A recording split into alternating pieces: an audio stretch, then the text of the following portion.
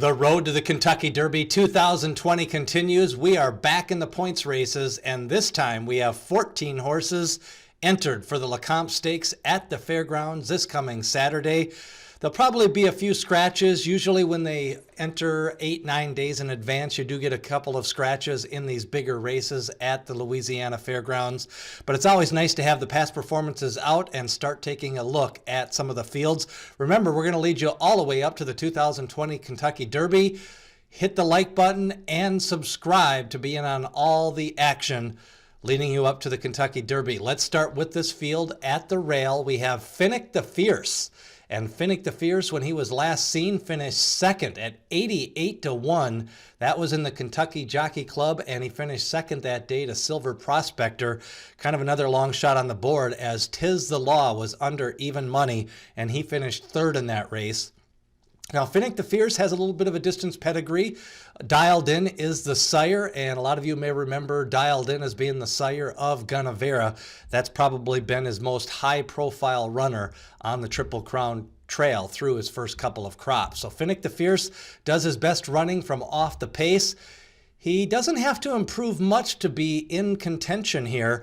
The race par for the Lecomte is 98, according to Brisnet from their Brisnet past performances. And the highest speed figure coming into this race from Brisnet is the 96 earned by Scabbard 2 races back. So Finnick the Fierce, with that 89 in his most recent race, drew a good post and is one you have to consider.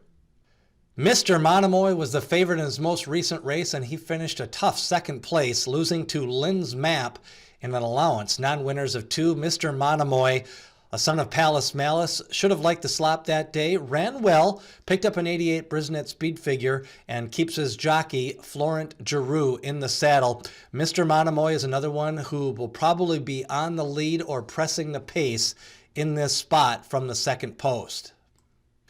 Into Mischief continues to be a force in the Kentucky Derby point series. He hasn't had luck in the big Triple Crown races yet, but Perfect Star could be his one. He's 2 for 4 lifetime, comes off the turf, 3 straight races on the turf, and now goes to the dirt. Speed figures are a little bit slow, but sometimes those speed figures don't actually translate from turf to dirt. I like the fact that he's been running longer distance, and the Into Mischiefs definitely prefer the dirt to the turf, and they tried him on the turf with that turf breeding on the mare side, but maybe he needs a shot on the dirt to kind of figure out his real potential. The most likely favorite in the race is Scabbard, coming off a 4th place finish in the Grade 1 Breeders' Cup Juvenile. That was after a 2nd place finish to one of the top 3 winter book favorites for the Kentucky Derby in Dennis the Moment. He also has a 2nd place finish in a Grade 2. So Scabbard is the class of the race, the son of More Than Ready. He finished 7 lengths behind the contenders, Storm the Court and Annie Dior and Wrecking Crew in the Breeders' Cup Juvenile, but he never really ran a step in that race. It was kind of disappointing. Now, we already did see a winner come out of the Breeders' Cup Juvenile and shoplifted. He took a drop in class at Remington Park and picked up the victory. So maybe that race was a little bit better than it looked on paper, as Scabbard was bet down that day to 6-1. Corey Lannery gets back in Scabbard's saddle. Mike Smith rode him in the Breeders' Cup. Lannery has ridden him 3 other times. Accession is going to be one of the top 3 favorites. Steve Asmussen trained, and the son of Union Rags out of a Tappet mare brings a lot of distance to the pedigree. 3rd in his most recent start to Lynn's Map and Mr. Monomoy. He's got a middle of the post position, and that should help him with Colby Hernandez in the saddle. Accession definitely improving, but he does have 6 races, and he seems to be kind of plateauing in those mid-80 speed figures. He's going to need to jump it up if he wants to contend in some of these Grade 3 and Grade 2 stakes races. Meanwhile, the other speed of the race looks like New Eagle. He'll be contending with Mr. Monomoy to be that pace setter and pace pressure.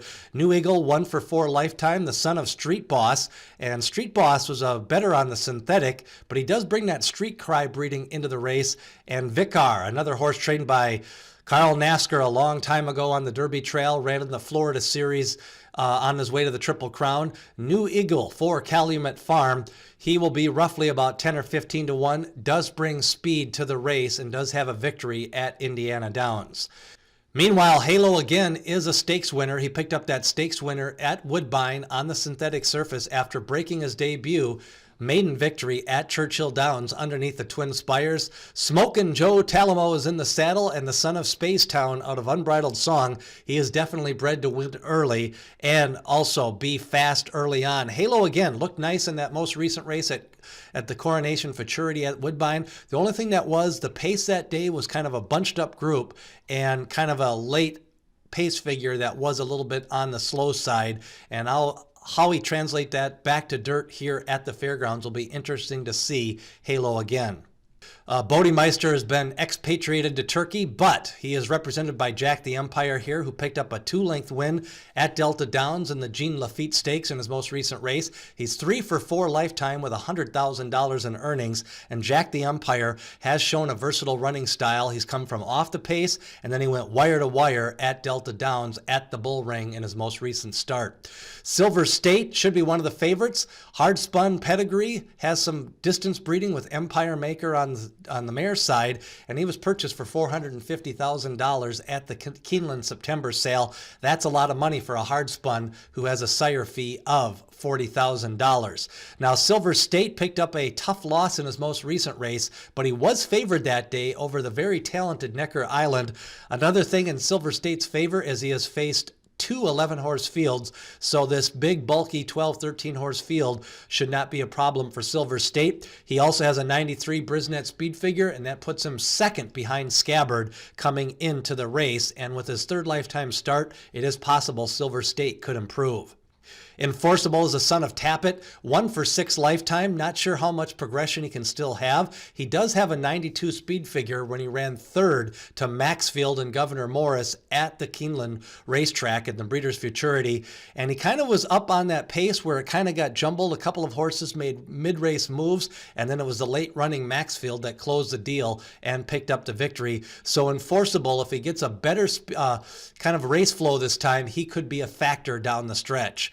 Bango is a long shot, finished second in his most recent start at Churchill Downs. He's been bet down all 4 of his last 5 races, and Bango has some of that congrats breeding out of Smart Strike mare. He does seem to like the distance. He just seems to be kind of hanging in the lane lately, and he does go up in class. He'll be 10 to 15 to 1. Might be one you want to consider in the exactas and the trifectas. Shush Shush Shake Me Up is a cleverly named son of Shackelford, and picked up a victory by 5 lengths at Churchill Downs in his debut, then lost by 8 lengths in the Sugar Bowl Stakes. That was a sprint stakes. Now he stretches out. I'm not sure he has the speed to hang with New Eagle and other speed horses in this race. Just Shake Me Up is probably going to be better long-term at the sprint distances. If you're looking for a horse who may have a little bit of odds, Sycamore Run out of the 13-hole picked up a victory in his debut race, picked up a 96 Brisnet speed figure, so that co-ties him with Scabbard, and he only has just the 1 race. It was an 11-horse field, and he pulled away down the stretch. He is one to watch on the stretch out, moving up in class with the outside post position. One of the favorites, Lynn's Map, a son of Liam's Map, his first crop, and they turned 3 years old. Lynn's Map, 2 wins in a row, a nice win at Churchill Downs, and then picked up a win at the Fairgrounds. He defeated Mr. Monomoy, and he really got the head bob that day, winning in the final strides with Corey Lannery. Corey Lannery opted for a different horse in Scabbard, and meanwhile, Lynn's Map gets a new jockey in Miguel Mania. So a 14-horse field on tap for the Lecomte Stakes. Who do you like? Leave a comment below. And remember, hit subscribe as we lead you up to the 2020 Kentucky Derby. Not a lot of speed in the race. Mr. Monomoy, Scabbard, and horses like New Eagle, they could be pressing the pace. Accession comes from a little bit behind. And Lynn's Map, coming from the 14th position, is going to have to get position early. You may also want to take a long look at Silver State in this race. Ran a good race, had a troubled trip in his most recent start at Churchill Downs, and he could be 5 or 6 to 1 on the tote board. A wide open Lecomte Stakes as we take a look at the 2020 Road to the Kentucky Derby.